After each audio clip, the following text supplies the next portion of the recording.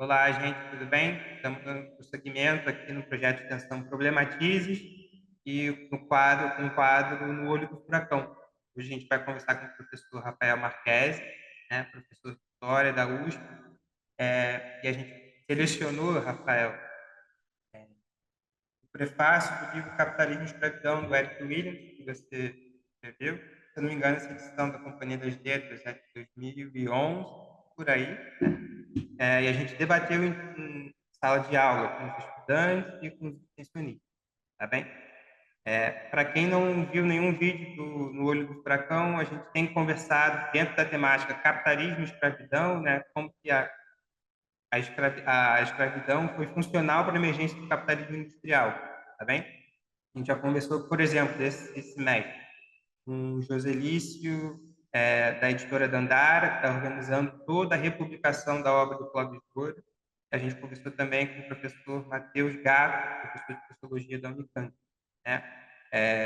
Então, sem mais delongas, vou passar para a primeira extensionista, a estudante Marcela Oliveira. Oi, pessoal, boa noite, obrigado, professor Rafael. Eu queria começar com uma pergunta mais geral, assim, para abrir a conversa, de quais caminhos foram abertos por Williams para a historiografia brasileira no século XX e quais são colocados hoje também. Obrigada. Bom, antes de mais nada, muito obrigado pela oportunidade de poder conversar com vocês, professor Jaime, Marcelo, obrigado pela pergunta. É um prazer muito grande ampliar a nossa conversação aí a respeito desses temas, né? Essa primeira questão sobre, enfim, eu acho que diz respeito ao impacto do Williams, como é que ele foi apropriado na historiografia brasileira. Um aspecto que eu acho que é importante deixar claro é que em termos comparativos, Williams foi a historiografia brasileira, melhor dizendo, foi um dos lugares onde mais cedo Williams foi recebido fora do seu ambiente imediato de elaboração de sua obra. Williams escreveu Capitalismo e Escravidão em 1944, dentro de um debate que era muito marcado pelas disputas políticas dentro do Império Britânico. Então, tem uma agenda política muito forte no livro dele, que é o questionamento do poder britânico sobre o Caribe. Não por acaso foi um livro fundador para o movimento do nacionalismo caribenho, mas também para outros movimentos políticos como o panafricanismo e tudo mais. E foi um livro que, por essa marcação política, ele não teve de início na academia anglo-saxã uma recepção positiva. Ou seja, ele foi muito pouco lido por historiadores, por sociólogos, por economistas no mundo anglo-saxão, mas foi muito lido no ambiente político do nacionalismo caribenho e mesmo do panafricanismo. No caso do Brasil, ele foi incorporado na academia brasileira também em uma interface muito forte com o movimento político, e eu me refiro aqui em particular ao projeto da Unesco, promovido a partir dos anos 50, para estudar as relações raciais na América Latina e, em particular, no Brasil. O que a Unesco tinha em mente naquela ocasião era a tese da democracia racial. Acreditava-se que isso era uma verdade, ou seja, que isso de fato existia no Brasil e precisava ser estudado para dar instrumentos para a Unesco poder propor mecanismos de combate ao racismo fora do Brasil, a partir da experiência positiva brasileira de democracia racial.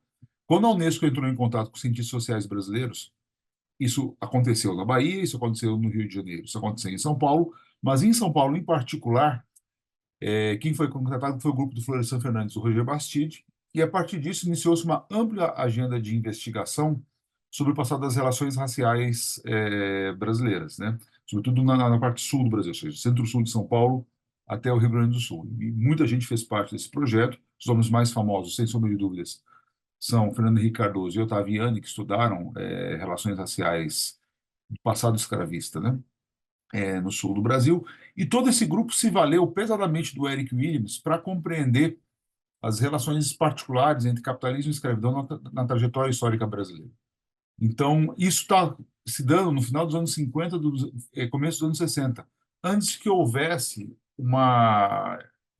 enfim, uma adoção ou um debate maior no âmbito acadêmico anglo-saxão sobre a obra do Williams. Então, a gente pode dizer que, nesse sentido, o Brasil foi pioneiro na leitura particular que foi feita da obra dele, de uma forma muito própria, e de uma forma que explicitava o marxismo latente no Williams para examinar relações raciais, algo que não estava tão, vamos dizer assim, tão marcado no horizonte dele, Eric Williams. O horizonte dele estava muito mais marcado pelo objetivo de dar conta, né, e de questionar os fundamentos ideológicos do Império Britânico. Então, como em todas as leituras, você tem uma série de deslizamentos, de deslocamentos, na medida que uma obra passa para o ambiente intelectual de outro país, mas, evidentemente, isso é uma potência, é uma potencialidade, estava contido na própria obra do original do Eric Williams. Obrigado, Rafael. Foi ótima resposta, porque a gente trabalha muito a questão do pensamento social brasileiro e como ele incorpora esses debates que vieram de fora no começo do século, né? Muito interessante. E aí ele no prefácio, aí já emenda a minha pergunta, né? Ali no prefácio, você coloca uma discussão que a partir dos anos 60 até os anos 80, se eu não me engano, né? Na historiografia brasileira, no pensamento social brasileiro, se começou a contestar a validade das teses do Eric Williams, né? Aí você vai apresentar como o Ciro Flammarion Cardoso foi uma das pessoas que contestou bastante a validade naqueles anos 80, ali no período do centenário da abolição da escravidão, né? As teses do Eric Williams. E aí ele parece, né, fazer essa crítica incorporando aquelas ideias de que a Revolução Industrial Inglesa teria sido feita por motivos humanitários e civilizatórios da Grã-Bretanha, enfim, e pela tentativa de, enfim, né, como você coloca ali, ele refuta a ideia de que os motivos econômicos, como que o Eric Williams apresenta no livro, seriam os motivos primordiais para a acumulação de capital, e também se apropria daquele debate que, se eu não me engano, posso estar falando uma besteira que você me corrigisse ou apresentasse esse debate. Tem todo o debate da grande divergência a partir da Revolução Industrial Inglesa, né? Uma galera começa a dizer, a partir dos anos 60, 80, intervalo, de que foram os fatores internos da dinâmica inglesa que promoveram a industrialização inglesa. E o Eric Williams está mostrando justamente essa potência econômica do tráfico negreiro para a acumulação de capital na Inglaterra. Eu fiquei na dúvida. O Ciro Flammarion Cardoso, da onde ele tirou essa crítica ao Eric Williams? Eu queria entender um pouco melhor da onde que veio essa crítica do Ciro Flammarion Cardoso. Parece que está defendendo os motivos humanitários do Império Britânico. Ficou muito curioso, né? Assim, fiquei muito instigado por essa proposição do Cardoso. Você pode falar um pouquinho sobre isso? Claro, claro. Aqui acho que talvez eu tenha que me alongar um pouco mais, Jaime, porque tem, de novo, assim, múltiplas filiações estão colocadas aqui. É interessante acompanhar o seguinte: Ciro Flammarion, começou a escrever sobre escravidão, ele foi um dos proponentes do conceito de modo de produção escravista colonial na virada dos anos 60 para os anos 70, foi pioneiro nesse campo, e conhecendo muito a literatura caribianista, porque ele fez uma tese de doutorado sobre o Caribe estendido, sobre a Guiana Francesa. Então, assim, ele era um cara que conhecia profundamente toda a bibliografia relativa à escravidão no Caribe, da qual Eric Williams era um dos pais fundadores. Nas primeiras publicações do Ciro Flammarion, lá do começo dos anos 70, ele não é crítico ao Williams. Ele é muito simpático ao Williams, ele está esposando, em linhas gerais, a tese do Williams, assim por diante. No entanto, o que aconteceu no meio tempo? Um daqueles caras que estavam vinculados à Escola de São Paulo dos anos 60, que é o Fernando Novaes, aqui da Universidade de São Paulo, defendeu tardiamente a tese de doutorado dele, tardiamente porque ele fazia parte da geração do Fernando Henrique, do Ottaviani, só que ele demorou um pouco mais para defender o doutorado dele. Defendeu em 73 e a tese do Williams foi incorporada em totum pelo Fernando Novaes. A ideia de que, poxa, você tem primeiro a escravidão mercantil, sob mercantilismo, financiando a acumulação primitiva de capitais e depois a industrialização destruindo a escravidão. E a partir dos anos 70, meados dos anos 70, você tem um debate polarizado aí entre a perspectiva do Ciro Flammarion e essa perspectiva do Novaes. E o Ciro sendo um crítico muito duro do Fernando Novaes. Tudo bem? A partir desse momento, o que que acontece? O Eric Williams também foi submetido a duríssimas críticas na historiografia internacional, sobretudo pelo Seymour Drescher, que foi um cara que fez a carreira inteira criticando o Eric Williams. Estamos aí no final dos anos 70. Drescher, inclusive, escreveu um livro chamado Econocide, que Econocídio, um livro de 1976, que é somente uma crítica ao Williams integralmente, né? Novaes lançou o livro dele, o doutorado dele como livro, em 79. E nessa mesma época, tem uma outra camada aqui, é quando, anos 70, a perspectiva do Sistema Mundo do Immanuel Wallerstein faz um sucesso enorme e é muito criticada pelo Robert Brenner, a perspectiva do Wallerstein, por ser uma perspectiva, vamos dizer, circulacionista, que observa o capital pelo mercado, não pelas relações, observa o capitalismo pelo mercado, pelas relações de mercado, pelo mercado mundial, e não pelas relações de produção. Você tem uma espécie de tempestade perfeita para a virada da perspectiva do Ciro Flammarion.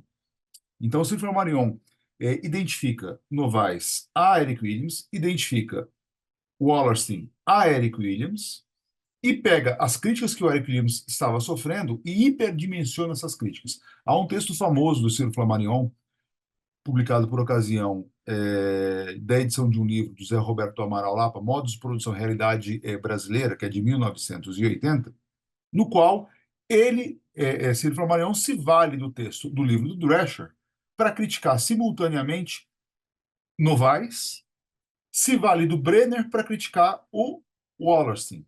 E aí vira um pacote só. E aí, assim, e o Ciro começa a subir o tom em relação às críticas que ele fazia ao Williams. E começa a subir cada vez mais, perdendo um pouco a mão no tom, porque sem observar, perdendo também, quando eu digo perdendo a mão, perdendo a dimensão de que, poxa, o Williams continuava sendo discutido seriamente em múltiplos canais ao longo dos anos 80. Então, qual foi a estratégia discursiva do Ciro Flammarion? Ora, Novaes está velho, Novaes está desatualizado, Novaes não sabe o que está acontecendo em relação aos debates mais, vamos dizer assim, mais recentes sobre o tema. Isso sempre foi uma coisa muito positiva do Ciro. O Ciro era ultra atualizado bibliograficamente, mas ele tendeu, ao tratar do tema da escravidão nos anos 80, a pegar a última coisa publicada como uma coisa mais, sabe, mais new, mais moderna, e assim foi.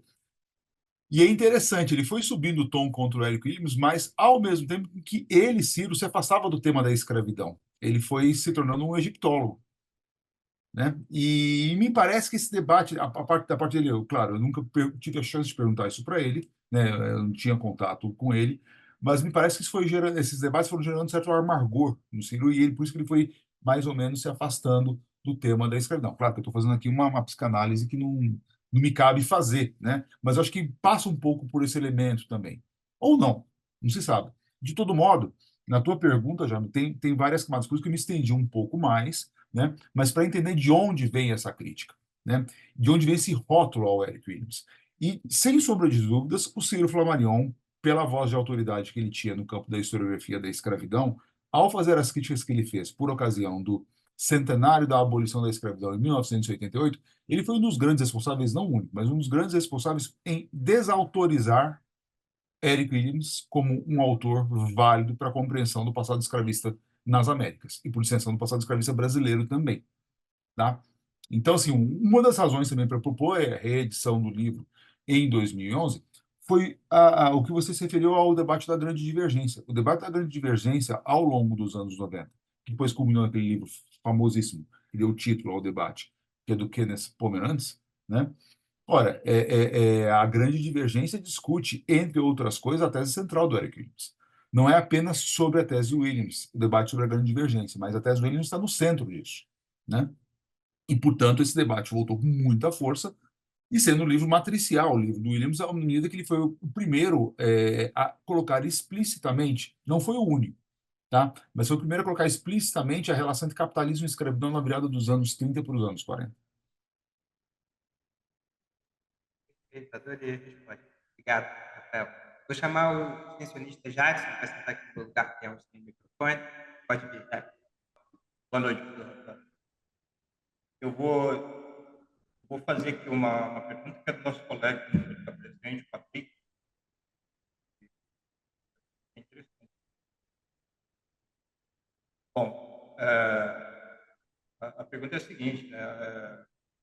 No vídeo que você nos enviou como material de apoio para essa entrevista, né, é ressaltado como houve um trabalho da historiografia do século XX de contar a história da escravidão moderna por um plano global, não apenas nacional.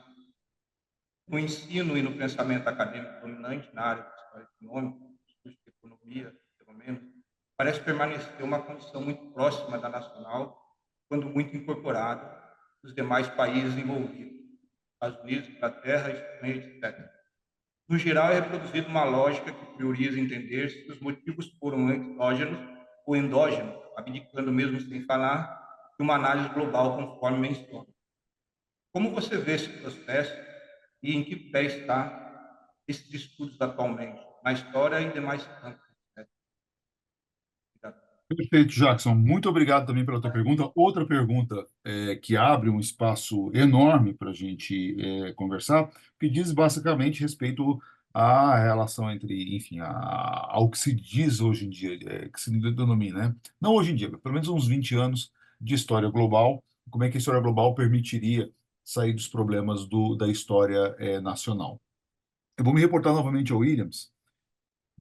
Enfim, eu posso aqui de novo ficar falando muito tempo a respeito desse assunto, mas eu quero mais ou menos organizar o campo dizendo o seguinte: olha, é interessante que há uma tensão no próprio Eric Williams em termos de uma definição de capitalismo como um fenômeno nacional e de uma análise do capitalismo como essencialmente um fenômeno global, um fenômeno internacional, um fenômeno interestatal.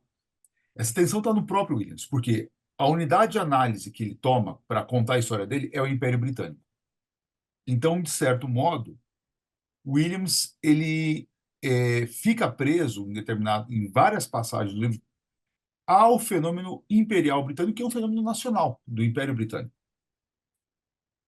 Então, a gente poderia criticar, poxa, Williams carrega uma perspectiva de história nacional, de nacionalismo metodológico para a análise do fenômeno dele. Só que, ao mesmo tempo, no mesmo livro, para ele apresentar a explicação dele, por que houve a crise da escravidão no Império Britânico, ele adota uma perspectiva internacional. Ele sai do Império Britânico. E ele examina o seguinte: olha, parte da crise da escravidão no Caribe Britânico ao longo do século XIX foi produzido por forças históricas de fora do Império Britânico. Quais eram essas forças? As novas áreas de expansão de produção de mercadorias tropicais, não apenas no continente indiano, dentro do Império Britânico, portanto, mas também fora do Império Britânico, nas Américas. Então, a cada passo, na segunda parte do livro, ele mostra o seguinte: olha, a expansão da escravidão no sul dos Estados Unidos com a produção algodoeira é um elemento de crise da escravidão no Império Britânico. A expansão da produção açucareira em Cuba é um elemento de crise da escravidão dentro do Império Britânico. A produção cafeira do Brasil, a mesma coisa. Nesse sentido, ele trazia essa tensão de uma definição, vamos dizer, nacional de capitalismo, capitalismo industrial na Inglaterra, e uma perspectiva de análise que era transnacional, que se valia do globo para compreender o que estava acontecendo dentro da Inglaterra. Não é por acaso que o Williams pode ser tomado, né, por exemplo, pelo Immanuel Wallerstein, ou Wallerstein, como a gente fala aqui no Brasil, como uma das inspirações para o Wallerstein propor o modelo dele sobre o sistema mundial moderno. Não é a única referência para o Wallerstein. Ele tem várias outras. Teoria da dependência, pensamento cepalino, pensamento do Zanal, né? Pensamento radical do terceiro mundo. Você tem múltiplas matrizes aí colocadas, Karl Polanyi, Brodel, enfim. É uma constelação que está presente no trabalho do Wallerstein. Mas o Eric Williams está ali também. E é justamente essa perspectiva, vamos dizer, internacional, nos termos do Wallerstein, interestatal, que diz basicamente o seguinte: o capitalismo você não pode tratar ele como um fenômeno nacional, porque ele não é um fenômeno nacional. Essa ideia de que, poxa, o capitalismo nasceu primeiro na Inglaterra e da Inglaterra se espalhou para o mundo, está errado. Desde o início, o capitalismo como sistema histórico, ele dependeu da escala abrangente, transnacional, para se reproduzir, se ampliar e se transformar. Então, sempre foi de saída um fenômeno mundial, né? E nesse sentido, aí vem um ponto, né? o que é endógeno e exógeno quando você lida com um sistema que é mundial? Porque todo pensamento, sabe, de crítica à perspectiva do sistema mundo é essa, ou seja, mas isso você tem, parece que, uma sobredeterminação do todo sobre as partes. Mas, historicamente, o capitalismo se constituiu como uma totalidade transnacional. Isso desde o século XVI. Pode até colocar anteriormente, como, sei lá, um Brodel colocaria. Desde o século XIII, ele tem esse caráter transnacional. Se ele tem esse caráter transnacional como fenômeno histórico, você não pode tomar o Estado Nacional como a sua unidade de análise. Porque senão você vai produzir o quê? Uma percepção distorcida do fenômeno histórico. O capitalismo é sempre internacional, né? E essa tensão está presente no Eric Williams, né? Como bom livro. A gente sempre tem que lembrar o seguinte: foi um livro escrito por um cara com 32 anos de idade. Então, coloque-se na posição 32 anos, o que significa escrever um livro desse nas condições que ele escreveu? Ou seja, trabalhando numa universidade segregada norte-americana, a Universidade de Howard, que foi o único lugar que ele conseguiu emprego. Na Inglaterra, jamais o contrataria por ser negro caribenho. Operando politicamente também dentro da articulação do movimento caribenho. É um livro escrito completamente nas margens. Então, assim, é impressionante porque, a despeito de tudo que pode ser criticado em relação a, vamos dizer assim, aos limites explicativos, por outro lado, é um livro que tem uma potência enorme porque ele abre um caminho gigantesco para observar esses fenômenos de outra forma. Tudo bem, Jackson? Então, assim que eu responderia a tua pergunta, tá?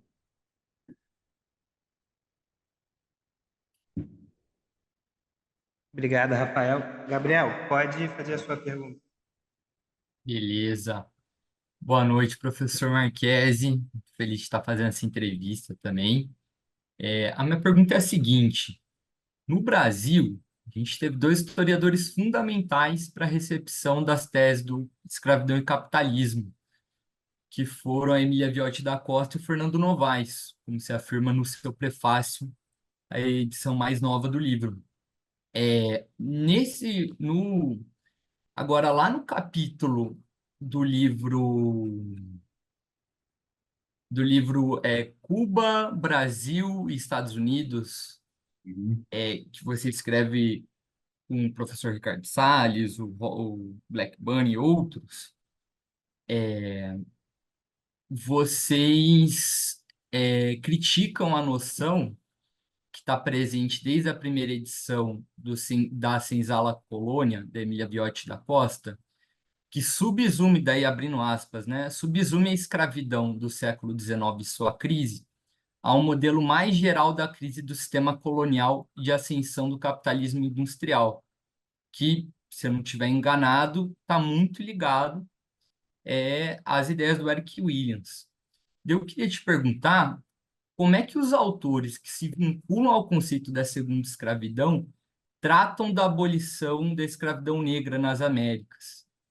E, se possível, também comentar sobre a abolição no Brasil um pouquinho. Obrigado. Perfeito. Muito bom, Gabriel. Para eu não me perder aqui, estou anotando assim para pegar o fio, né, do que você colocou, mas vamos lá. Você tem toda a razão. A gente apresenta, sim, uma crítica a Emília Viotti e ao Novaes, mas é uma crítica, vamos dizer assim, empática, não apenas pelo que eles representam, mas pelo estilo de história que eles fazem. Então, isso é uma coisa importante a dizer, né? Eu me vejo como assim, não apenas me vejo, mas tento ser um continuador da herança da Emília Viotti e do Novaes. Por quê? O que eles tinham de poderoso? Uma conjugação muito própria entre marxismo, uma leitura aberta do marxismo, e uma leitura muito própria e aberta também da escola dos análises. Então, eles operam com a noção brodeliana de tempo histórico, eles operam com a noção de totalidade, eles operam com essa noção de, poxa, você não pode fragmentar o passado em gavetas, mas sim sempre examinar a relação orgânica que há entre as múltiplas dimensões constitutivas da vida humana no tempo, como é que ela se transforma no tempo, e isso de uma forma muito aberta para a época em que foi escrito e muito inovadora, né? Eu sempre é importante colocar no contexto, poxa, Emília Viotti escreveu da Senzala Colônia com 38 anos. Novaes fez Portugal e Brasil na crise antiga do sistema colonial com 40 anos de idade. Já eram historiadores, vamos dizer assim, mais maduros, mas historiadores jovens também. Então, assim, claro, você tem um elemento aí de arco de formação que, poxa, a Emília mesmo colocou num outro livro que eu escrevi chamado Tempos Plurais da Escravidão no Brasil. Eu tenho um texto específico sobre a Emília, que eu tento acompanhar a trajetória dela. E aí eu transcrevo uma passagem sensacional da defesa de doutorado dela, né? Não é ela falando diretamente, é alguém transcrevendo a sessão, mas ela fala, olha, eu estou procurando meu método, eu estou procurando meu caminho, não encontrei ainda. Então, assim, a gente tem que ter esse elemento também de avaliar esses autores. Pois então, digo tudo isso para dizer o seguinte, eles operaram nos anos 60 e começo dos anos 70 com uma noção de tempo histórico, apesar de reivindicarem Brodel, praticarem Brodel e tudo mais, mas uma noção de tempo histórico ainda muito informada pelas teorias da modernização. E era muito difícil não fazê-lo, por quê? Porque o marxismo estava impregnado de teoria da modernização naquele momento. Então, assim, todo o debate sobre a transição do feudalismo para o capitalismo está embebido numa ideia de que, poxa, o tempo caminha para o telos, que o telos é o capitalismo industrial, é esse tempo em flash. E volto, o Williams também permitia esse tipo de apropriação do tempo em flecha, ao mesmo tempo que o Williams trabalhava com uma noção mais plástica de tempo, né? Pois então, se há esse problema colocado lá na obra matricial de Emília Viotti e de Novaes, ao mesmo tempo, a perspectiva deles nos deu, ao longo do tempo, saídas para evitar essa noção de tempo da teoria da modernização, de tempo em flecha. E pensar o tempo histórico a partir de suas múltiplas camadas, suas múltiplas tensões, e pensar, radicalizar a perspectiva da dialética da duração. Esse é o ponto-chave do conceito de segunda escravidão, um dos pontos-chave do meu ponto de vista, Gabriel, porque o que o Tomisch propôs com uma ideia simples e poderosa de segunda escravidão é que, poxa, você, sob o aparente manto de uma continuidade, escravidão contínua do século XIX, você tem rupturas, inflexões na ordem temporal. É um tempo novo. É um tempo novo, mas que aí é a elaboração brasileira do conceito, né? E por isso que esse livro é importante. O trabalho que eu fiz com o Ricardo Salles e com vários outros colegas também, né? Esse tempo novo, ao mesmo tempo, contém o tempo antigo, porque a escravidão continua sendo a escravidão mercadoria desde o mundo romano. E ela se prolonga no século XIX. Então é a mesma instituição, só que não é a mesma instituição, porque, poxa, você tem modificações de fundo que aconteceram em torno dela que dão um sentido novo a ela no século XIX. Aí, enfrentando diretamente a tua questão em relação às relações entre escravidão, capitalismo, capitalismo industrial e a abolição da escravidão no Brasil, tá? Olha, a gente pode dizer o seguinte: quando você tem a primeira revolução industrial, essa que está ligada à indústria têxtil, a processos mais acelerados de urbanização, a processos mais acelerados de integração de mercados depois das guerras napoleônicas, essa primeira revolução industrial e seus efeitos produziram, de fato, uma demanda enorme por produtos tropicais, que só teve como ser atendida, em grande parte, pela renovação da escravidão nos espaços que enfrentaram a era das revoluções e refundaram institucionalmente a escravidão sob novos arranjos político-institucionais, que é o caso do Brasil, de Cuba e Estados Unidos. Tudo bem? No entanto, na sua própria dinâmica ao longo do século XIX, o que acontece com o capitalismo industrial? Ele também se transforma. E ele se transforma, a partir de alguns marcadores muito claros, a explosão das ferrovias a partir da década de 50 no mundo todo, mas também, a partir da década de 70, a integração por telégrafo e a integração por navegação a vapor, não apenas para transporte de passageiros, mas para transporte de carga também. E aí, quando você tem, são os princípios da segunda revolução industrial. E aí, quando você tem, a partir do final da década 60, 70, né, os fundamentos do que vai ser depois chamado como segunda revolução industrial, com uma demanda enorme por matérias-primas redobrada e abertura de vastas novas fronteiras mercantis em todo o globo, isso traz um problema para a escravidão tal como ela existia ao longo do século XIX.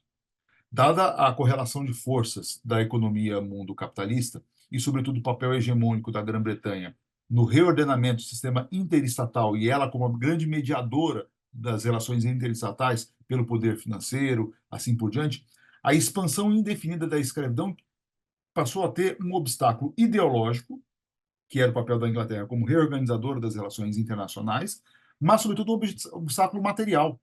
Você não consegue mais, com o trabalho escravo, tal como ele vinha se expandindo desde 1820, responder à demanda crescente por matérias-primas a partir de 1870, quando você tem ferrovia, telégrafo, barco a vapor, expandindo brutalmente as fronteiras mercantis. Então, o que você tem a partir da década de 1860?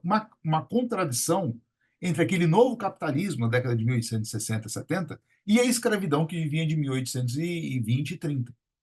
E o exemplo máximo disso qual foi? A Guerra Civil Norte-Americana. Numa economia de guerra, a escravidão norte-americana, que era ultra eficaz para a produção de algodão, não conseguiu se converter para uma verdadeira economia de guerra para enfrentar o norte industrial. Então, o que você tem na Guerra Civil é a briga entre um país agrário, um país industrial, o país agrário perde essa guerra. Né? Isso mostra o quê? A fraqueza, o limite da escravidão para enfrentar as novas condições do sistema interestatal de uma nova ordem industrial do final do 19.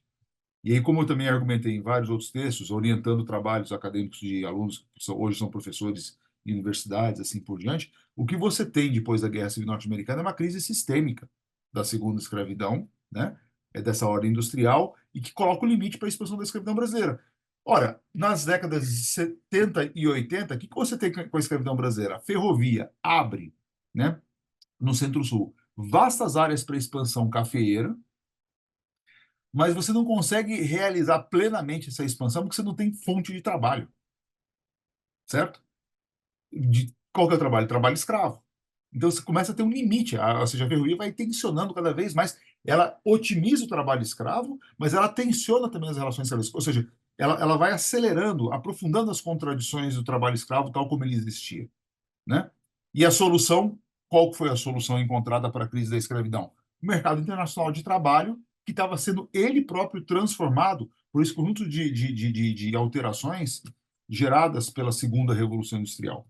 Então, eu responderia, poxa, como explicar a abolição negra do Brasil? A partir, isso é uma coisa que o Alan El-Youssef, é um professor que fez doutorado comigo, mestrado, doutorado comigo, né? É o que o Alan El-Youssef vem chamando de segunda era da abolição. A primeira era é a era da abolição caribenha, a segunda essa de Brasil, Cuba e Estados Unidos, que está diretamente ligada às novas condições, né, da economia mundial do final do século XIX. Então, veja, é possível manter o espírito, vamos dizer assim, o estilo cognitivo, mais que o espírito, o estilo cognitivo da Emília Viotti, do Novaes, do Williams, de toda essa tradição, sem necessariamente nos apegarmos às explicações imediatas que eles deram para esses fenômenos. Mas o importante é trabalhar com o espírito cognitivo deles, ou seja, como equacionar os problemas, né? Como enfrentar teoricamente essas questões, tá? Rafael. Gabriela, pode fazer a pergunta para o Rafael? Oi, boa noite. Então, esse semestre eu tenho estudado sobre o pensamento social brasileiro. E nas últimas semanas a gente tem discutido algumas obras como Casa Grande Senzala, de Gilberto Freire, e Sociologia do Negro Brasileiro, de Clóvis Moura. E eu percebi que essas leituras se dialogam bastante entre si, né? E dentro da discussão que a gente tem, até mesmo no cotidiano, assim, do que eu percebo, grande parte das pessoas ainda aderem muito à visão do Freire sobre as pessoas racializadas, enxergando elas como exóticas, sexuais, submissas. E, por outro lado, o Clóvis vem tentando desconstruir essa ideia, né, de submissão e marginalização. E dentro do livro dele, ele vem investigando as raízes dessas relações e como e o porquê esses conceitos ideológicos sustentam o colonialismo e o neocolonialismo. Um dos exemplos que ele utiliza é a literatura, né, que a gente vê ao longo de toda a história e mesmo o início do romantismo, uma grande romantização dessas relações de violência, tanto físicas, sexuais e psicológicas que foram vividas na escravização brasileira, né? E aí, dentro desses pontos, a minha pergunta é: qual é a sua visão sobre a relação entre o racismo estrutural e os sistemas econômicos contemporâneos? Perfeito. Vamos lá. Olha só, eu vou começar, Gabriela, pelo final, né? E assim, uma coisa básica, né? Quando você fala de racismo estrutural, você tem que entender o que é uma estrutura, correto? Estrutura não é uma coisa, é uma relação. Mas em ciências humanas, assim, de um jeito muito simples, o que é uma estrutura? O que é essa relação estrutura? São padrões que se reproduzem no tempo. Então, quando você fala, aí eu estou pegando todo debate sobre estrutura, né, nas ciências humanas, poxa, é a antropologia, que foi, enfim, a grande elaboradora do conceito, mas aqui eu sigo estrutura no sentido dos críticos, dos antropólogos, assim, das críticas aos antropólogos feitos pelos historiadores, que é basicamente Fernando Brodel, né? E o Brodel colocou, poxa, as estruturas têm historicidade, elas têm história, né? E, portanto, assim, eu começo por aí porque, poxa, racismo estrutural significa, pô, é um elemento constitutivo da nossa realidade que se reproduz um tempo e que se reproduz um tempo, ele tem um elemento de longa duração. Então, você tem que compreender como é que ele opera na longa duração. Agora, tudo que está na longa duração também tem história. O racismo que a gente tem hoje, se ele tem elementos que se reproduzem do passado escravista, não equivale necessariamente ao passado escravista, porque o passado escravista é passado, né? Então, assim, você tem transformações colocadas dentro desse elemento. Eu começo por aí para chegar no Freire e relacionar isso com o sistema econômico contemporâneo, né? O poder do Freire, e a gente tem que reconhecer, ele tem um poder enorme, né? É que ele simultaneamente descreveu um mundo em seus atributos concretos, então ele não inventou coisas que ele escreveu, mas simultaneamente ele ideologizou o que ele estava vendo, né? Então assim, ele tem esse elemento, sabe, que é poderoso, assim, que é matricial, e eu estou colocando poderoso, volto a repetir, Gabriel, não para elogiar o Freire, mas para tentar decodificar o que está por trás disso, né? E onde que vem, enfim, por que é tão difícil pegar o Freire em vários sentidos. Primeiro ponto é o seguinte: o Freire, ele, ao escrever, né, enfim, aqui eu estou simplificando muito, mas ao pegar o movimento do passado brasileiro, ele estava dando conta de uma especificidade da trajetória histórica escravista brasileira, que é a seguinte: a nossa escravidão não foi a escravidão birracializada dos anglo-saxões. Qual que é o ponto que eu estou colocando? No mundo anglo-saxão, tal como existiu a escravidão, você tem uma associação imediata entre cor de pele e condição civil. Se você é negro, tudo bem? Ou não importa o teu fenótipo, você tem raízes no passado africano, você é automaticamente escravizado, correto?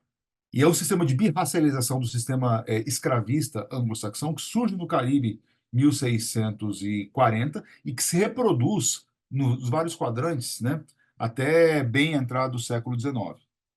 Qual que é a diferença do sistema escravista brasileiro? E, nesse sentido, o sistema escravista brasileiro está muito mais próximo do sistema escravista mediterrâneo do Império Romano. Tá? Aqui a gente tem uma dinâmica de alforria estrutural na sua lógica de funcionamento que segue a escravidão mediterrânea e que produz permanentemente, né, uma cisão entre cor da pele e condição civil. Ou seja, o que a gente vai ter ao longo da trajetória histórica brasileira escravista? Uma enorme população afrodescendente livre de saída já, desde o século XVII, e que dá a marca específica do escravismo brasileiro em relação ao escravismo anglo-saxão. Problema, qual foi? Quando você chega no momento da fundação do Estado Nacional Brasileiro, no começo do século XIX, essa experiência histórica do passado colonial escravista português de base mediterrânea racializado, porque está claro, os escravizados são todos eles de proveniência africana, mas com uma enorme população afrodescendente livre no momento da independência, o que os construtores do Estado Nacional Brasileiro fazem? Eles transformam isso em elemento de defesa da escravidão, dizendo basicamente o seguinte: olha, é muito fácil conseguir alforria no Brasil, o sistema escravista brasileiro é positivo, ele não é violento, ele é diferente do anglo-saxão, e, no fim das contas, é um sistema escravista que justifica a própria escravização de africanos. Porque o que a gente faz aqui no Brasil? A gente traz os africanos, que são os construtores do Estado Nacional Brasileiro, dizendo isso, tá, Gabriel? Não sou eu. Tá? 1822. A gente traz os africanos que são bárbaros, eles não sabem o valor do trabalho, aprendem o valor do trabalho aqui, e seus filhos, suas filhas obtêm alforria e viram brasileiros. Então, o tráfico é o elemento de produzir brasileiros livres. Veja, é um discurso liberal fundado nessa incorporação segregada de gente que sai da escravidão na ordem civil e política brasileira para defender o tráfico negreiro. Esse é o fundamento da democracia racial, da ideologia da democracia racial. Ninguém falava assim no século XIX. Mas quando você puxa o Freire ele tem uma linha de continuidade direta entre o que ele, Freire, está falando e como é que se definiu a cidadania na Constituição Brasileira de 1824, como é que funcionou o Império do Brasil ao longo do século XIX, né? Produzindo liberdade, produzindo escravidão no mesmo movimento pela dinâmica da alforria. E daí que vem a força do Freire, porque o Freire decodificou como é que funcionava, mas ele ideologizou ao mesmo tempo. Tudo bem? Então, e assim, e aí o racismo estrutural brasileiro é isso, o nosso racismo estrutural não funciona da mesma forma que o racismo estrutural norte-americano. Esse é um ponto-chave para a gente colocar, porque a gente não tem o mesmo passado escravista norte-americano. A gente não tem o mesmo passado de relações raciais norte-americanas. É a nossa forma específica de produzir racismo e de relações raciais que é muito diferente do norte-americano. Por isso também, sabe, é um ponto aí que a gente sempre tem que debater, que é o seguinte, poxa, os instrumentos políticos elaborados para combater racismo numa sociedade tal como a norte-americana não necessariamente podem ser os mesmos instrumentos que a gente tem que elaborar aqui para combater o racismo tal como ele se constituiu aqui no Brasil, né? E aí isso vai direto para o sistema econômico contemporâneo. Porque daí entra um ponto que é a chave. O capitalismo no Brasil ele se reproduz muito com base nessas formas específicas, né, de reprodução das relações raciais. E volto a repetir, que não são as mesmas do universo norte-americano. Então, eu, por exemplo, acho que tem um conceito que talvez vocês tenham enfrentado no curso ou passado por ele em algum momento, que é o conceito de capitalismo racial, né, racial capitalism, que é enfim, um conceito, né, muito corrente lá na historiografia norte-americana e tudo mais. A gente tem variações da nossa forma específica, particular, de práticas capitalistas, que, claro, tem um fundamento racial, mas que tem uma marcação diferente do que seria o racial capitalism nos Estados Unidos. Tudo bem? E aí, assim, e aí é o elemento, poxa, que tem uma literatura sociológica enorme, o pensamento social brasileiro sempre se preocupou muito com isso, né? Que essa gradação fenóptica, como é que ela se cruza com estrutura de classe no Brasil? Né? De um jeito sempre muito escorregadio e que cria uma série de obstáculos para políticas de ação afirmativa e de execução de uma agenda antirracista, né? De combate ao racismo estrutural. Então, se a gente não tiver essa visão de longo prazo, né, é difícil combater. Eu mesmo já fui acusado por colegas meus de ser um neofreiriano, tá? No sentido de que, poxa, ao apontar para o estudo da escravidão, que, olha, nossa escravidão não é equivalente à escravidão norte-americana, é diferente, e a alforria no Brasil é estruturante, o pessoal, puta, me chamou de neofreiriano, né? Mas o ponto não é esse, o ponto é entender concretamente o que foi a escravidão brasileira, o que é o presente brasileiro. Encarar na sua radicalidade isso daí, dizendo as coisas pelo que elas são, e não simplesmente, sabe, criar uma visão edulcorada. É interessante, porque aí, assim, abrindo um pouco o coração, a mesma turma, ou a mesma escola, não a mesma turma, mas a mesma escola historiográfica que fala que, poxa, em alguns textos que eu sou um neofreiriano, né, negava a validade de perspectiva estrutural de análise do passado brasileiro, falando que, poxa, não existe estrutura, o que você tem são sujeitos históricos que entram em relações sociais, e, poxa, e o futuro é sempre muito aberto, você pode fazer o que bem entende no futuro, porque a história é o reino da liberdade, não o reino da necessidade. E essa mesma turma aí começou a falar um monte recentemente do racismo estrutural. É louco, porque é o pessoal que negava a ideia de estrutura em ciências humanas e agora fala de racismo estrutural. Tem que decidir, né? Ou, se você fala de racismo estrutural, existe estrutura. Estrutura é longa duração, estrutura é capital, é estrutura de poder que se reproduz no tempo, né? É história como reino da necessidade, não reino da liberdade. Ou você fala, não tem racismo estrutural, o que você tem são vários atores políticos que se misturam, que vão lá e enfim, né? E vão ter um pouco de racismo aqui e tal, mas não tem racismo estrutural. Não sei se vocês estão me entendendo, ou seja, o ponto que eu estou querendo colocar. Ou seja, quando você fala de racismo estrutural, você exige uma prática de ciências sociais históricas que seja estrutural, seja totalizante, né? Que reivindique análise, marxismo, Florestan Fernandes, toda essa turma aí, certo? Senão não dá para casar as duas coisas. Né? Excelente pergunta, Gabriela. Obrigado pela resposta. Vou emendar mais uma pergunta para a gente fechar o papo, tá, Rafael? Dando um passo atrás, o pensamento, né, do Eric, voltar lá para o pensamento do Eric. Quando você estava respondendo a pergunta do Jacques, você comentou que no século XIX, né, havia uma tensão transnacional com a expansão, uma tensão econômica com a expansão das mercadorias tropicais, no caso de Cuba com açúcar, no caso dos Estados Unidos com algodão, no caso do Brasil com café. Isso foi importante para a gente entender a maneira que se deu a abolição da escravidão pela Inglaterra, se não me engano, em 17, né? Depois em 33 nas suas colônias. E depois, respondendo ao Gabriel, você comenta essa nova era da abolição, né? A importância da segunda onda da Revolução Industrial, para a gente entender como é que se deu lá a segunda metade do século XIX a abolição do país. Aí eu queria fazer uma pergunta. Em que medida a gente pode ver na obra do Eric Williams uma tensão política, não só econômica, transnacional, né? Porque você aponta no seu prefácio o contato que ele teve com o C.L.R. James, a leitura que o C.L.R. James tem da Revolução Haitiana. A Revolução do Haiti, se não me engano, acaba em 84. A Inglaterra abole a escravidão em 87. Né? Parece que tem uma tensão aí muito evidente. Há uma conexão política também. Eu queria saber se tem como ler o Eric Williams lendo essa tensão política, não só dos fatores econômicos. O rumo que se dá à abolição ao longo do século XIX. Dado que o Eric Williams está lá em Londres também, né? Ele é James, o pessoal envolvido, vai estar envolvido depois do movimento de colonização na África, por exemplo. Ótima questão, muito boa, né? E é interessante porque, claro, é o livro mais famoso do Williams, esse daqui, disparado e merecidamente. Só que não foi o único livro que ele escreveu, né? E aí, se você pegar O Negro no Caribe, que é de 1942, se você pegar de Colombo de Cristóvão Colombo a Fidel Castro, que From Columbus Castro, que é o último livro de história que ele escreveu com a história geral do Caribe, a política sempre está no primeiro plano, né? Ele era um ótimo observador de história política, de ação política. Ele era um ator político. Isso é um ponto importante, né? E um ator político muito eficaz e, ao mesmo tempo, muito escorregadio. Isso é um ponto, assim, que, claro, o prefácio não dava para colocar nisso daí, né? Escorregadio em que sentido? Poxa, é um nacionalista, né? Nacionalista tem que negociar. Você não tem, né, vamos dizer assim, aquela coisa de ter o princípio radical e vai adiante, né? O cara estava sempre negociando. Então, assim, tem um episódio famoso dele, do rompimento dele com o Cyril James. O Cyril James também era um político, mas o político, poxa, ligado à Quarta Internacional, né? Rompeu com a Quarta Internacional, que é típico do trotskismo também, que os caras sempre vão rompendo, né? Ele está dentro dessa tradição, vamos dizer assim, mais, né, muito mais radical que o Williams.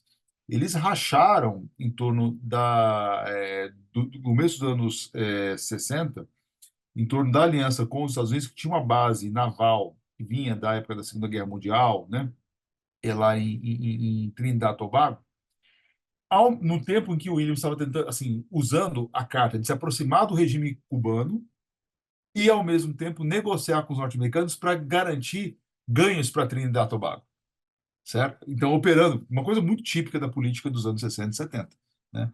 E o James queria uma posição mais assim, mais assertiva do Eric Williams. O que acontece? Nesse jogo, o Eric Williams negociou com os norte-americanos, conseguiu a base de volta, não seguiu Fidel Castro e acabou mandando o James para o exílio.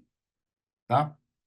Então, assim, olha como uma coisa sempre, né, essa zona cinzenta. Eu coloquei no prefácio também, poxa, o Eric Williams recebeu uma comenda do regime militar brasileiro em 72. Está negociando também, né? No mesmo momento que, poxa, os caras estão lendo Eric Williams, os caras mais radicais estão na cadeia, ele está recebendo a comenda, porque ele está operando politicamente como primeiro-ministro do país dele, né? E operando essas múltiplas escalas. Então, assim, tem esse elemento, vamos dizer, de realismo, né, político, e que, de certo modo, também, assim, eu dei uma volta longa, já para voltar para o teu ponto, né? Que se expressa na escrita da história dele. No Capitalismo e Escravidão, ele fez um livro que é economicista até a medula. Só que a tese de doutorado que deu origem ao livro, que é o aspecto econômico da abolição da escravidão, eu não lembro o título exato, tá? Ela não é nem um pouco, ela não recai nos mecanicismos que tem no capitalismo e escravidão. A política é muito mais, vamos dizer assim, muito mais fluida ali, muito mais plástica, muito mais presente na relação entre economia e política e sociedade. Então, quando você lê a tese de doutorado dele, primeiro, uma tese canônica, né? muito bem documentada, com pesquisa documental exaustiva, como tem Capitalismo e Escravidão também. Mas tem um arco de tempo muito claro. Ele está contando uma história que vamos dizer assim, que tem um tempo cronológico claramente marcado. É uma tese na qual ele integra permanentemente a revolução dos escravos no Haiti, em São Domingos, à dimensão da abolição britânica. Então, ele não cinge a história da Revolução Haitiana da história da abolição britânica, não, ele narra essas duas histórias permanentemente integradas. É a política entrando aí, a política dos escravizados entrando aí. Tudo bem? E num modelo de análise que é muito aberto, é uma coisa impressionante. Quando você lê, né, a tese de doutorado dele, a tese de doutorado dele não prescinde a leitura do Capitalismo e Escravidão. São dois livros distintos. O Capitalismo e Escravidão tem toda a sua força merecida, porque é também um livro político no sentido de, poxa, questionar os fundamentos ideológicos do Império Britânico, né? Mas em termos de análise histórica, é muito mais sutil a análise que ele faz na tese de doutorado. É muito mais modulada, muito mais, enfim, né? Mediada, que seria o conceito preciso aqui, né? De você ver a política como, vamos dizer, condicionada por elementos de determinação, mas, ao mesmo tempo, a política como campo do imprevisto dentro do previsto, a política como campo da exercício da liberdade humana na construção do dever dentro de determinadas redes de necessidade histórica. Isso ele faz brilhantemente no doutorado dele. E pegando isso, poxa, você pode examinar todo o século XIX, a trajetória histórica, né, a partir dessa mediação entre forças políticas e forças materiais, né? E aí pegando inclusive o aspecto simbólico da política, ou seja, o aspecto ideológico, o aspecto mental, né? Tratando o aspecto mental não somente como materialmente determinado, mas o aspecto mental, o simbólico, como também determinante para o material, tá? E o que eu tento fazer no meu trabalho como historiador, lidando com o século XIX, é justamente pegar essa vertente, você vê o político como instituído e, ao mesmo tempo, como instituinte. E o político aí não apenas como ato político em si, mas um ato que mobiliza formas de representação, de concepção, de organização mental do mundo e que nos guia, que são os projetos ideológicos que nos guiam nas nossas ações sobre o mundo social, material, econômico, né? Então, de novo, está presente aqui. Está presente nele, sim. Maravilha, Rafael. Tinha dito que era a última pergunta, mas surgiu um pedido do Gabriel, aí poder consultar para ver se você tem disponibilidade de responder mais uma, e aí sim a derradeira, tá? Claro, perfeito. Então vai lá, Gabriel, faz a sua pergunta, o Rafael responde, aí faço o fechamento da reunião, tá bom? Vai lá, Gabriel. Perfeito. Obrigado, Jaime, professor Marquesi. Professor, nesse mesmo capítulo, que tinha feito a pergunta, o Escravidão no Brasil oitocentista, História e Historiografia, você e o professor Ricardo Salles afirmaram que existiu entre a nova historiografia da escravidão brasileira, aquela que emerge nos 80 e seguia sobretudo pela microhistória, e a velha historiografia, pautada especialmente pelo marxismo, e que teve como um de seus momentos auge o debate sobre modos de produção, o que teve entre essas duas historiografias foi um diálogo de surdos, vocês dizem. E daí, para superar esse impasse, vocês propõem o resgate de uma agenda teórica, especialmente pautada em 4 autores: o Floresta Fernandes, a Emília Viotti da Costa e outros 2 que foram bem mais esquecidos no debate, né? Que é o Antônio Barros de Castro e a Maria Silvia de Carvalho. Você poderia contar um pouquinho para a gente como esses autores, e daí especialmente esses mais esquecidos, ajudariam a gente a sair desse impasse na historiografia da escravidão no Brasil, desse diálogo de surdos? Muito bom, Gabriel. Olha só, de novo, assim, eu falei isso, parece até uma muleta que eu estou dando. Poxa, tem um mundo colocado na tua pergunta, mas sim, são perguntas que são muito boas e abrangentes, ou seja, elas abrem, né, um vasto espectro. Eu vou pegar, assim, o Florestan, a gente reivindica o Florestan, porque o Florestan tem um enquadramento muito bom sobre século XIX, mas tá dentro da economia do texto, ou seja, é uma coisa mais pontual, né? Acho que o mais importante é Emília Antônio Barros de Castro e Maria Silvia. Emília, pelas transformações pelas quais ela passou ao longo do tempo, e aí me reporto de novo esse texto que eu escrevi lá, Tempos Plurais da Escravidão no Brasil, o capítulo é sobre A escravidão na obra da Emília Vietti da Costa, uma história em 3 tempos. Então, quais são esses 3 tempos? É o contexto original de elaboração da senzala Colônia. Depois, o segundo tempo é o tempo do exílio dela, quando ela escreve um novo prefácio da senzala Colônia, que ela organiza, clareia completamente, ou seja, um monumento aquele prefácio dela, porque ela reorganiza a cabeça dela, ela vê para onde está indo a coisa, e lança as bases, é do mesmo ano que ela começa a elaborar o livro dela, Estupendo, sobre Demerara. E assim, e é uma história que eu conto lá nesse meu texto, né? Eu tive a oportunidade, tive alguma proximidade com ela no final da vida da Emília, né? E numa ocasião, a gente perguntou assim, poxa, por que você fez? Você é historiadora do Brasil, fez um livro sobre Guiana Inglesa. Eu falei assim, olha, isso aqui é um exercício teórico-metodológico. Eu quero pegar um espaço, que não é o espaço nacional, para resolver o problema do micro e do macro, para resolver o problema da estrutura e da agência, para resolver o problema da narrativa e da explicação, da longa e da curta duração. O livro dela é uma síntese brilhante que mostra justamente os becos sem saída em que se meteu a historiografia da escravidão nos anos 80 e 90. É interessantíssimo, porque Emília Viotti teve aqui nos debates de 88 no Brasil, e pelo que a gente pega de relatos da época, eu não estava na graduação ainda, entrei em 90. Mas pelo que a gente pega de relatos da época, ela foi, vamos dizer assim, relativamente maltratada pela historiografia, né? Achando que era Emília, sabe, é antiga, né? E depois, lá nos anos 2000, essa mesma historiografia que a maltratou em 88 reivindica Emília. Olha, o que a gente faz é esse tipo de história. Não, não é. Não é porque não tem a dimensão macro. E, sabe, então essa dimensão macro não está presente na historiografia dos anos 90. Definitivamente não está. Por mais que eles digam que esteja, não está. Então, seria um primeiro ponto aí, ou seja, pegar a trajetória de uma historiadora que juntou, né? Não que juntou, mas que teve sempre essa perspectiva abrangente, não redutora, e que operava com a noção de totalidade. Totalidade como relação, não como uma adição, mas uma totalidade que você consiga, no movimento da história, dar conta do micro e do macro, né? Da longa e da curta duração, do evento e da estrutura. Em relação a Antônio Barros de Castro, né? Barros de Castro, ele escreveu algumas coisas muito importantes sobre escravidão nos anos 70 e 80, mas depois era economista por sangue. Ele foi presidente do BNDES na época do Itamar Franco, né? E sempre muito aberto, um cara nem um pouco ortodoxo, uma cabeça, enfim, exuberante. Aí da UFRJ, né?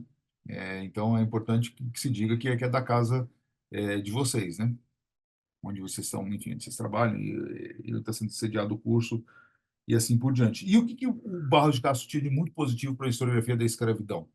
Ele estava naqueles debates lá dos anos 70, né, com as antinomias colocadas entre antigo sistema colonial, modo de produção, operando com uma noção muito aberta de capital, muito, vamos dizer assim, muito plástica e ao mesmo tempo muito coesa, que era de você ir lá para o Grundrisse, né, e pegar produção, circulação e troca como síntese de contrários, uma união de contrários, e pegar o movimento geral que está colocado no capital, sempre exigindo o quê? Que você examine simultaneamente as forças locais e as forças globais como mutuamente condicionadas, né? E, por fim, a Maria Silvia é exuberante porque, poxa, ela foi a crítica de primeiríssima hora à teoria da dependência antes da teoria da dependência. Então, quando ela fez Homens Livres na Ordem Escravocrata, de 64, ela está criticando diretamente ali o orientador dela, Florestan Fernandes, né? Mas com todo respeito por Florestan, evidentemente, e está criticando de saída o Fernando Henrique Cardoso. Então, assim, você pega Homens Livres, a Ordem Escravocrata, O Fazendeiro e Seu Mundo, que é o último capítulo do livro, é uma crítica direta à teoria da modernização que está na base do Fernando Henrique Cardoso. E antecipa tudo, todas as críticas depois feitas, né, ao pensamento cepalino, à teoria da dependência, né, mostrando o caráter radicalmente moderno da escravidão. Aí a Maria Silva também escreveu pouco, ela tem alguns textos que são matriciais.